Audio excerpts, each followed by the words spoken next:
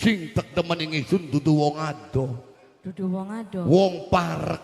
Barang anu wis ngomong durung yen demen ku wis ngomong durung. Lebakian kita ki arep ngomong ora wani jarang basane. Minder rasane ngati.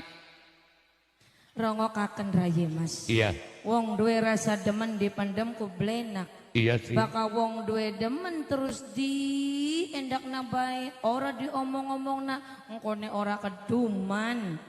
Bener ya yung Engkone ngomong. keburu dikawin ning wong liyan. Buktine sing dingin. Kita nih mah diam-diam baik. Ya kan? Kari-kari dikawini wong sedyen. Kagek ngomong cemlong-cemlong lagi demen sapa. Tapi lamun kita bakal ayo kutu weruh. Isun pengen kawin beli karo wong cempe, beli karo wong lanjan, Beli. karo wong pejajarane bae. Oh sing pajajarane. Iya. Sapa bocah wadone? Pasti Yunda ki kenal. Ya pasti. Sapa bocah wadone? Ya iya seneng kan lamun kita pengen kawin. Ya seneng atuh. Sing meni dudu wong sejen. Cuman wong wadon sing anane ngadepan isun yuk. Ya.